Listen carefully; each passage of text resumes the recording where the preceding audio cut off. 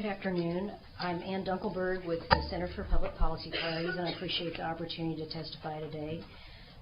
In my testimony, there's a written copy that's coming to you. I've just chosen to focus on two key issues that affect the budget that I will be working on. The first is the topic that you've heard a great deal about of the analysis of the potential impact for Texas of doing the Medicaid expansion option that we have under the Affordable Care Act.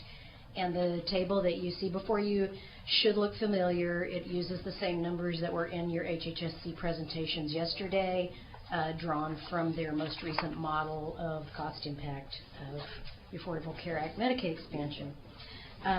We believe, and you're going to hear lots more testimony and have heard a lot, that the fiscal, public health, and human arguments for Medicaid expansion in Texas are overwhelmingly in favor of us taking that decision. But there's some aspects that haven't been fully investigated yet, and we certainly urge the members of this committee to work with the agencies and the LBB to get some additional information on cost savings to our state and local budget that I don't think you've had presented to you yet in detail. Beyond the expected mental health funding offsets that you had some discussion of in DSHS's presentation, there are some potential cost offsets to the Texas Department of Criminal Justice in the form of reductions in spending on inpatient care provided to inmates, also similar offsets to county jails, and some significant help for state and local child protective services programs. It's important to understand that Texas Medicaid itself is going to see an increase in drug rebates, plus significantly reduced costs for Medicaid maternity care, which, as you know, currently pays for about 56% of Texas births, as a very substantial share of those maternity cases are shifted into the new category and therefore funded with the 100% federal match or phasing down to 90%.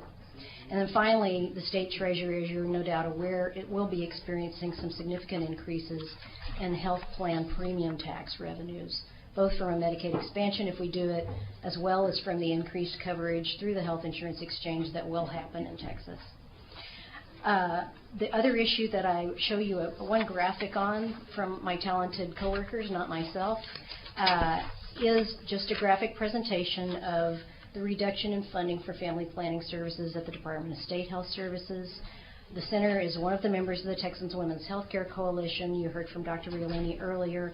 We hope that you and your staff will take a look at the excellent policy brief that she provided with her packet, which provides probably every statistic you could possibly want to have on this topic. And we join with the coalition in hoping that we can restore services capacity at the State Health Department to serve the same number of women and men that we served in 2008 and 2000 coming biennium. We believe that access to birth control services is a critical service helping women and families plan for their futures, improve their economic their economic status, and joining the middle class. And thank you. And thank you so much for your educational information. Hopefully people will be listening and reading, especially on the Affordable Care Act.